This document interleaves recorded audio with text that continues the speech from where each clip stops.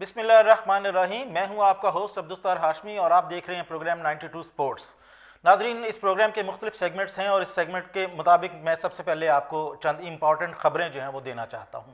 मेरी पहली खबर ये है कि पाकिस्तान के ख़िलाफ़ भारत की जितनी मर्जी मुहिम जोई हो, हिंदुस्तान पाकिस्तान के खिलाफ जो मर्जी कर ले, वो बायलैटरल सीरीज़ ना खेले, वो आईपीएल में पाकिस्तान को खेलने के लिए दावत ना दे, वो चाहे तो एशिया कप उनकी मर्ज़ी के मुताबिक जहाँ भी सेट हो जाए वो कर लेते हैं।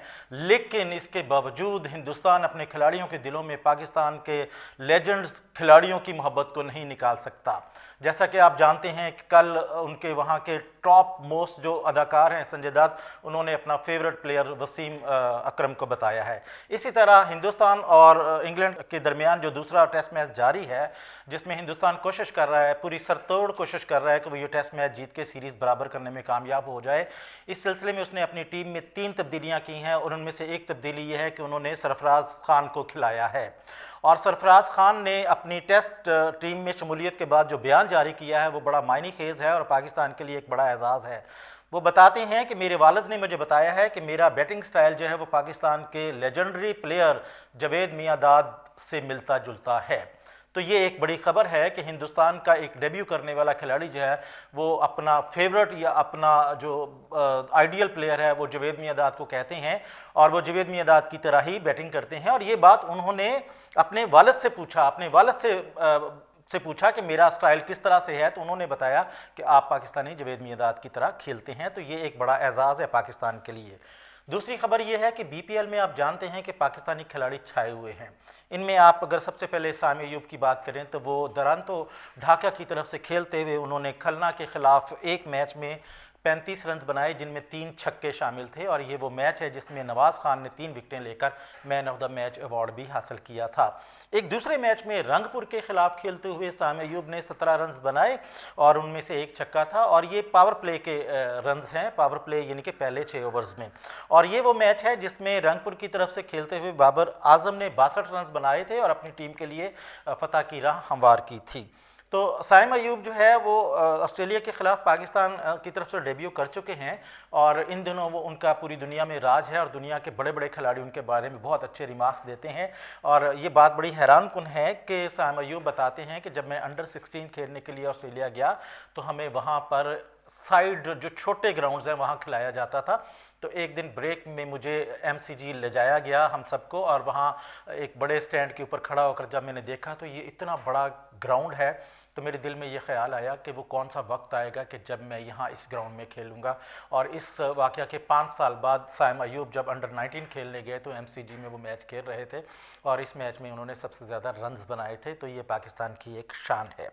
इसके अलावा आप देखें कि एक मैच में बीपीएल के एक मैच में बाबर आजम जो हैं वो जब अपना मैच ख़त्म करके बाहर आए तो वहाँ बड़ा एक अजीब वाक़या हुआ। वाक़या ये हुआ कि जैसे ही ये मैच ख़त्म हुआ तो उनकी एक फ़ैन थी, राफिया उनका नाम था, तो वो फ़ैन जो है वो बाहर आके इनके कोच के दरवाजे के साथ खड़ी हो गई कि मुझे बाबर से मिलना है। और वो वहाँ पर तकरीबन कोई 3 साढ़े 3 घंटे खड़ी रही और इंतज़ार करती रही। और जैसे ही पाकिस्तानी के बैट्समैन जो बाबर आजम है वो अपनी टीम के हमरा वापस कोच में बैठकर होटल जाने के लिए पहुंचे तो सिक्योरिटी ने उस खातून को वहां से हटा दिया और इस तरह से वो चीखती चलाती रही कि मुझे पाकिस्तान के लेजेंडरी बैट्समैन बाबर आजम से मिलना है, लेकिन सिक्योरिटी ने उन्हें मिलने से मना कर दिया।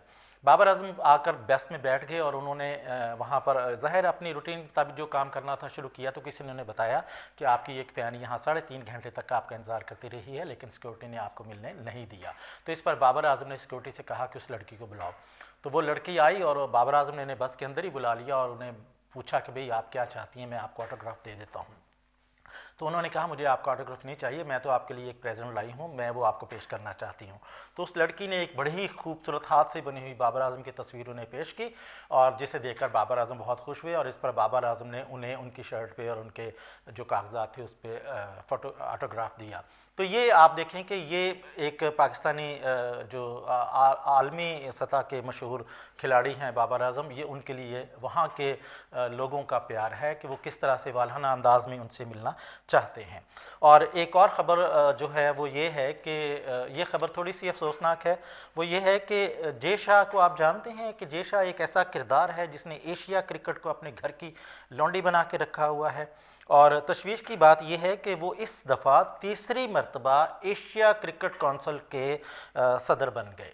अच्छा, अब ये खबर नहीं है, खबर ये है कि एशिया कौंसिल जो क्रिकेट कौंसिल है उसका इजलास इंडोनेशिया में हुआ, जिसमें पाकिस्तान की नुमाइंदगी बीसीपी के अबूरी चेयरमैन खावर शाह ने और सीओओ सलमान नसीर ने की थी। तो वहाँ जाकर ये पता चला कि इस दफ़ा भी जय शाह जो हैं वो एशियन क्रिकेट कौंसिल के चेयरमैन के उम्मीदवार हैं। तो ये बड़ी बात हैरान कुन थी कि उनकी तो बारी ही नहीं बनती, तो वो किस तरह से यहाँ आकर अपने आप को बतौर उम्मीदवार पेश कर सकते हैं। तो पता ये चला कि पिछले 2 सालों से श्रीलंका जो है वो अपनी बारी जो है वो सेक्रीफाइस कर रहा है। यानी पिछले साल और उससे पिछले साल भी श्रीलंका के किसी बंदे को सदर बनाया जाना था, लेकिन श्रीलंका ने अपनी ये बारी जो है वो भारत को दे दी। और ये तीसरा मौका है कि श्रीलंका ने फिर जय शाह को मौका दिया कि जी ठीक है, हम अपनी तरफ से विड्रॉ करते हैं, आप चेयरमैनी का इलेक्शन लड़ सकते हैं।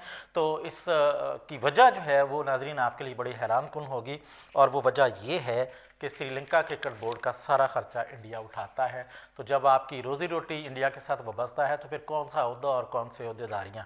तो ये एक खौफनाक खबर है, क्योंकि जय शाह जो है वो पाकिस्तान और इंडिया के क्रिकेट के हवाले से अच्छे नाम से नहीं जाने जाते। इसी तरह मैं आपको इंडिया की एक और ख़बर सुनाऊंगा जिसमें भारतीय इंतज़ामिया की नालायकी खुलकर सामने आएगी। हुआ ये कि इंडिया की एक टीम जो है वो सफ़र कर रही थी अपने एयर कंपनी में, किसी में एक जगह से दूसरी जगह जा रही थी। तो रास्ते में एक भारतीय क्रिकेटर हैं मयानक अग्रवाल, तो वो बैठे हुए थे, तो उन्हें प्यास लगी तो उन्होंने अपने सामने पड़ी हुई बोतल उठाई और पानी पी लिया। और जैसे ही उन्होंने पानी पिया तो उन्हें लगा कि उनके गले में खराश हो रही है और उनके पेट में गड़बड़ है। तो वो थोड़ी देर तो बर्दाश्त करते रहे। इन द मीन वाइल उनकी मंजिल आ गई, जहाज़ ने लैंड किया, और जब वो जहाज़ से उतरे तो उनकी वॉमिटिंग से बुरा हाल था और उनके होंठ सूज चुके थे, उनका रंग पीला पड़ चुका था, और उन्हें फौरी तौर पर हॉस्पिटल ले जाया गया। और हॉस्पिटल डॉक्टर्स जो हैं उन्हें फौरी तौर पर आईसीयू में ले गए, और वहाँ जाकर उनके मैदे को वॉश किया गया और वो जहरीला पानी जो है वो बाहर निकाला गया। तो अब आप ये देखें कि मतलब ये उनकी एक, जिसे आप कहते हैं कि वो दुनिया की बड़ी मौशियत है और बड़ी तरक्की कर रही है, और उनकी तरक्की का आलम ये है कि उनके खिलाड़ी भी जो है वो महफूज नहीं हैं। और इस पर अग्रवाल ने जो है वो उस कंपनी के ख़िलाफ़ पुलिस रिपोर्ट भी करवाई है। और एक आखिरी ख़बर है जो बहुत तशवीशनाक है, और वो ये है कि आप जानते हैं कि पाकिस्तान में इस वक्त इलेक्शन का दौरा है, और पीएसएल जो कि 8 फरवरी को होना था, इलेक्शनों की वजह से उसे मुलतवी करके 1 हफ़्ता लेट कर लिया गया और अब वो 17 फरवरी से शुरू होगा। लेकिन एक तशवीश की बात यह है कि जिस दिन पीएसएल ने शुरू होना है, जिस दिन पीएसएल का इफ्तिताह होना है, उसी दिन आईएलटी यानी इंटरनेशनल लीग क्रिकेट का जो फाइनल है वो खेला जाएगा। तो ये एक कॉन्ट्रडिक्ट हो रही है कि पीएसएल का इफ्तिताह है और आईएलटी का जो है वो फाइनल मैच है, और उस फाइनल में पाकिस्तान के कुछ 6 खिलाड़ी जो है खेल रहे हैं, जिसमें शहनशाह हैं, जिसमें शादाब खान है, मोहम्मद आज़म है, मोहम्मद आमर हैं और अमाद वसीम हैं। तो अब ये देखना है कि जो पाकिस्तान क्रिकेट बोर्ड है वो इसका क्या हल निकालती है, क्योंकि पहला मैच ही जो है वो इस्लामाबाद यूनाइटेड और लाहौर कलंदर्स का है। तो नाजरीन, ये तो आज की ख़बरें थीं, जिसमें कुछ तशवीशनाक ख़बरें थीं, कुछ अफसोसनाक ख़बरें थीं और कुछ इन्फॉर्मेटिव भी थीं। अब मैं आपको आज की कहानी सुनाता हूँ, और ये कहानी बड़ी दिलचस्प है।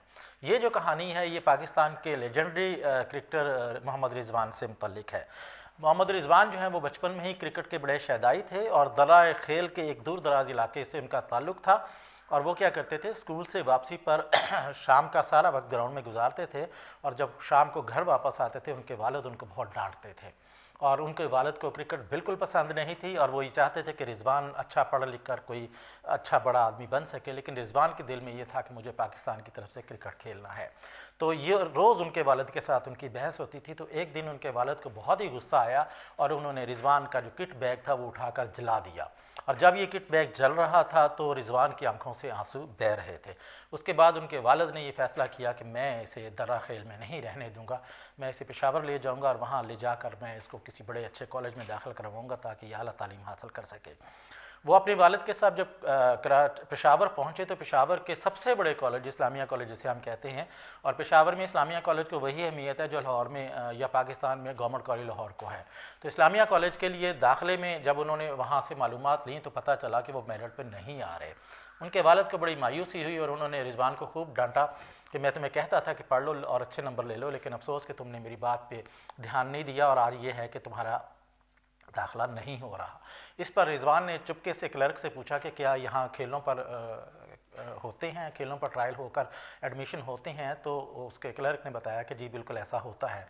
तो उन्होंने वहाँ से स्पोर्ट्स बेस का फॉर्म लिया, फिल किया और उसको दे दिया। और जब उन्होंने ट्रायल दिया तो उस ट्रायल में आने वाले तमाम बॉलर्स की उन्होंने जी खोल कर पटाई की। और वहाँ पर एक टीचर थे मोहम्मद अली साहब, वो ट्रायल ले रहे थे। उन्होंने रिजवान को जब खेलते हुए देखा तो उन्होंने कहा ये तो बहुत मेहनती बच्चा है, इसमें बहुत पोटेंशियल है, इसमें बहुत टैलेंट है। तो उन्होंने ग्राउंड में ही खड़े होकर ऐलान कर दिया कि ठीक है, मोहम्मद रिजवान का एडमिशन स्पोर्ट्स बेस पर होगा। तो इस तरह से रिजवान को स्पोर्ट्स की बुनियाद पर जब दाखिला मिला तो उनके वालिद बड़े खुश हुए और उस दिन उन्होंने उन्हें इजाज़त दे दी कि अब आप क्रिकेट खेल सकते हैं। तो इस तरह से आप ये समझ लें कि इस तरह से क्रिकेट खेलने की इजाज़त मिली और जैसे ही वो इस्लामिया कॉलेज की टीम में शामिल हुए तो उन्हें कप्तान बना दिया गया। लेकिन कुछ अर्सा के बाद उन्होंने कप्तानी छोड़ दी और ये कहकर छोड़ी कि भाई मुझे कप्तानी में सीखने का मौका नहीं मिलता, जबकि बतौर खिलाड़ी मैं बहुत कुछ सीखने के लिए यहाँ पर हासिल कर सकता हूँ। चुनाचे ये हुआ कि वो फिर अपने कॉलेज की तरफ क्रिकेट खेलते रहे और फिर 2010 में उन्हें पहली दफ़ा स्वीगैस की तरफ से खेलने का मौका मिला और फिर उसके बाद वो खेलते चले गए और उन्होंने फिर वापस मुड़कर ना देखा। मैं आपको एक और बड़ी मज़े की बात बताना चाहता हूँ कि रिजवान कहते हैं कि मैं अपने दोस्तों के साथ पेशावर आया तो मैंने सब दोस्तों ने पेशावर के मुख्तलिफ मुकामात की सैर की। तो मैंने अपने दोस्तों से गुजारिश की कि मुझे अरबाब न्याज़ स्टेडियम देखना है। तो कहते जब हम स्टेडियम देखने गए तो स्टेडियम के सारे गेट बंद थे और हमें अंदर जाने की इजाज़त ना मिली, तो हम वापस आ गए। दूसरे दिन फिर मुझे क्रिकेट का बहुत शौक़ था और मैं देखना चाहता था कि स्टेडियम कैसा होता है। तो मैं अरबाब न्याज़ स्टेडियम पर पहुंच गया और मेरे पीछे पीछे मेरे दोस्त भी आए। तो वहाँ पर एक गेट के नीचे थोड़ी सी जगह थी जिससे हमने उसको फलांग कर या उसको क्रॉस करके स्टेडियम में दाखिल हो गए और वहाँ जाकर देखने लगे। तो मैं बड़ा हैरान हुआ कि चारों तरफ जंगले लगे हुए हैं जिसके पीछे कुर्सियाँ जहाँ तमाशाई बैठते हैं और दरमियान में एक बहुत बड़ा मैदान है और उस मैदान में चार जो हैं वो पिचें बनी हुई हैं जहाँ मैच होते हैं। तो मैं वहाँ ख्यालों में ये सोच रहा था कि एक दिन आएगा कि जहाँ मैं यहाँ पाकिस्तान की तरफ से खेलूँगा। तो इन द मीन वाइल जो है मुझे यूँ लगा कि जैसे किसी ने मुझे थप्पड़ मारा है। मैंने घूम कर देखा तो वो चौकीदार था और जिसने मुझे थप्पड़ मारा इस बात पे कि आपने यहाँ चोरी गेट फलांग कर अंदर आए हो और ये आपका जुर्म है। और इस थप्पड़ पर मुझे शायद इतना रंज ना होता, लेकिन जब मेरे दोस्त पीछे खड़े जो झांक रहे थे वो इतना ज़ोर से हंसे कि मैं शर्मिंदा हो गया। लेकिन मैं उस चौकीदार से ये कह के आया था कि एक दिन ऐसा आएगा कि जब मैं खेलूँगा और आप देखोगे कि मैं यहाँ इंटरनेशनल क्रिकेट खेलने आऊँगा। और अब रिजवान ये कहते हैं कि अभी मुझे कभी मौका मिला तो मैं इस बंदे को ढूंढ कर ज़रूर उसके साथ जफ्फी डालूँगा। रिजवान की ज़िंदगी का एक और बड़ा अहम वाक़या है, वो ये है कि उनके दादा उनसे बहुत प्यार करते थे और उनके दादा को पता था कि रिजवान को क्रिकेट से बहुत मोहब्बत है। तो उन्होंने कहीं से एक छोटा सा ब्लैक एंड वाइट टीवी जो है वो लाकर रिजवान को दे दिया कि तुम यहाँ मैच देखा करो। तो वो रात को या दिन को जब भी उन्हें मौका मिलता वहाँ मैच देखा करते थे। तो इन द मीन वाइल एक दफ़ा रिजवान को बल्ला ख़रीदने की ज़रूरत पड़ी तो उन्होंने अपने दादा का दिया हुआ जो बैट था वो बेच दिया। जी हाँ, उन्होंने उस टीवी को बेचा और उससे जो पैसे मिले उससे उन्होंने बल्ला ख़रीदा और ग्लव्स ख़रीदे। तो ये इश्क था रिजवान का क्रिकेट के साथ। अब रिजवान के साथ क्रिकेट की इस कहानी के बाद बहुत सारे रिकॉर्ड्स जुड़े हुए हैं और दुनिया जो है वो रिकॉर्ड्स को जानती है। लेकिन मैंने आपको रिजवान के बचपन के 2 वाक़यात सुनाकर ये बयान किया है कि अगर आपके दिल में लगन हो तो आप बड़े मुकाम पर पहुँच सकते हैं। तो ये मेरी आज की कहानी थी। इस कहानी के बाद मैं आऊँगा आपको रिकॉर्ड्स की तरफ लेकर। तो आज जो रिकॉर्ड है वो मैं एक बंदे का, एक क्रिकेटर का बताऊँगा और आपके लिए रिकॉर्ड बड़ा हैरानकुन है। ये खिलाड़ी जिसके रिकॉर्ड की हम बात करने लगे हैं ये आंद्रे रसल हैं, जिनका तल्लुक़ वेस्ट इंडीज़ से है और ये ड्रीम T20 प्लेयर हैं। इन्होंने 5365 रन बनाए और इनकी औसत 26.45 बनती है, जबकि इनके हवाले से 251 जो हैं वो विकटें भी हैं। और इसके अलावा आप ये समझ लें कि उन्होंने 40 गेंदों पर 80 रन बनाए थे और T20 में अब तक 17 खिलाड़ी ऐसे हैं जिन्होंने 1000 से ज़्यादा रन बनाए हैं और उनमें से आंद्रे रसल जो हैं वो भी एक उनका नाम शामिल है। और आखिरी सेगमेंट ये है कि आज के दिन क्या हुआ था।